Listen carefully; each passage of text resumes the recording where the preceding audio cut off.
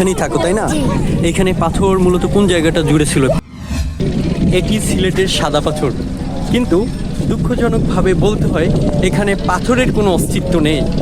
আমি যদি আপনাদের খুব ক্লোজভাবে দেখাই, দেখেন এখানে আমি কিন্তু বালুময় একটি মরুভূমি, বালুময় একটি পথ দিয়ে বালুময় একটি মাঠের ভিতরে হাঁটতেছি।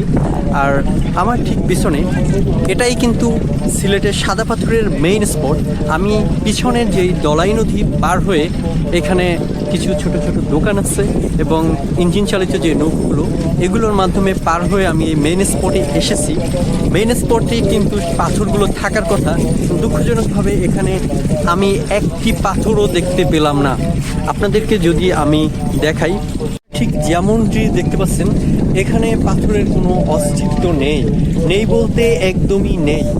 এখানে লুট হয়েছে এমনভাবে আপনারাই দেখতে পাচ্ছেন যে এখানে শুধুই বালুময় প্রশস্ত মাঠ, কোনো ধরনের পাথরের অস্তিত্ব নেই। আচ্ছা, আমার সাথে আছে ইমন এবং শুভা। শুভা, তুমি বলো যে এইখানে তুমি তো দেখেছো, তুমি তো এইখানেই থাকো তাই না?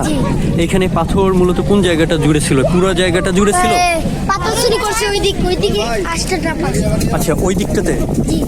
ওই দিকটাতে এটা মেইনলি হচ্ছে এখানে মূল স্পট, যেহেতু ওইখান দিয়ে ঘুরছে মানুষের খুব সহজে একটা চোখে পড়ে না, এটাই না? আর এখন মূলত পাথর আছে কোন জায়গাটায় বেশি? ওইখানে। আচ্ছা, যেখানে সবাই যাচ্ছে, এখানে দর্শনার্থী যারা এসেছে তারা মূলত এই জায়গাটাতে যাচ্ছে এবং ওইখানেই মূলত পাথরগুলো আছে। আর পিছনে পাহাড়ের মেঘালয়ের পাহাড়গুলো দেখতে পাচ্ছেন।